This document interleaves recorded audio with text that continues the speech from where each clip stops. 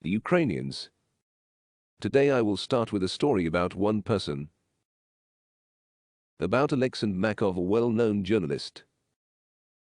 I'm sure you've seen his reports on Ukraine and Dom TV channels. You may have seen his comments, his posts. He has always been like that with his own position. Patriotic and sincere, and always without vanity, and he was always among the bravest, among the first. He always worked in the hottest spots. Tried to bring true material. Powerful material. In 2017, he was the first Ukrainian journalist to visit our station in Antarctica. When COVID came, he was not afraid. He has lived in Sanzary for 2 weeks, where Ukrainians were brought to from China. From the first day of the full-scale war, he was on the front line. Volunteer. ATO veteran. Warrior of the 95th Assault Brigade. Born in the Luhansk region. He had a special feeling of what this war means. Today he died in the Kharkiv region, in the battles near Izium. He was 36 years old. My sincere condolences to relatives and friends. Let his son Vladislav know, Russia will bear responsibility for this death. We will definitely gain victory for Ukraine. I'm sure it was Alexei's dream. And we will make it come true. Eternal memory to him and to all our heroes who gave lives for Ukraine. The second stage of our evacuation operation from Mariupol was completed today. 344 people were rescued from the city and its suburbs. That's how many people departed to Zaporizhzhya today. Our team is getting ready to meet them. Meet in the same way as more than 150 people whom we managed to take out of Azovstal. They all received the necessary help. All of them will receive the most caring treatment from our state. I am grateful to all those who make the evacuation operation successful. Irina Vereshchik, Andriy Yermak, David Arakenya, UN representatives, the International Committee of the Red Cross, and everyone who reached an agreement and provided silence and corridors for the people.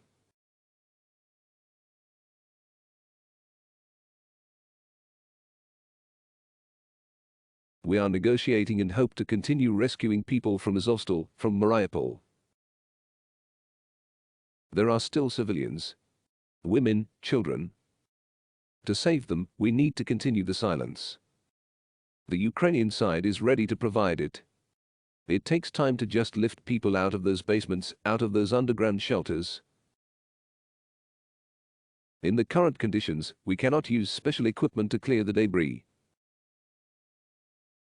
Everything is done manually. But we believe that everything will work out.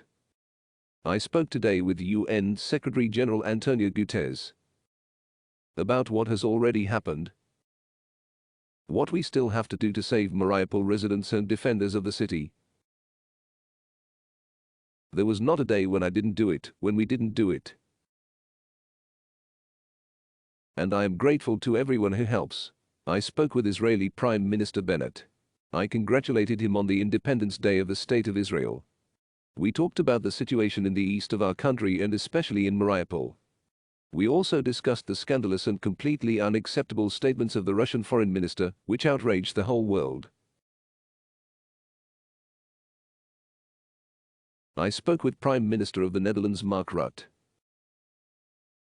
We agreed on the next diplomatic steps needed for peace.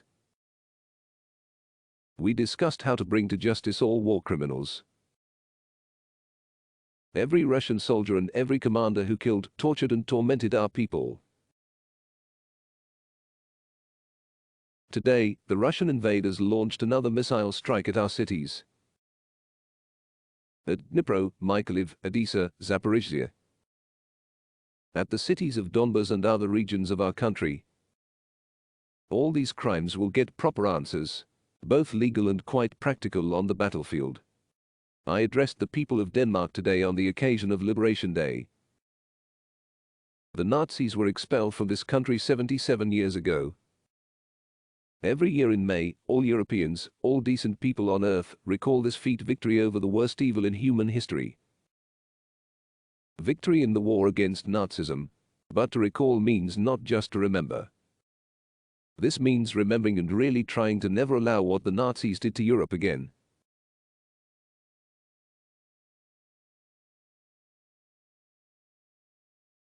It is the Ukrainians, together with our friends and partners the anti-war coalition, as the anti-Hitler once was, that are repelling those who have forgotten exactly why people rejoiced in 1945.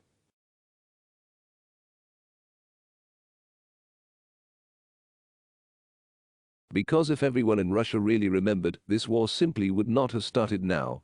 Traditionally, before delivering the evening address, I signed a decree awarding our defenders.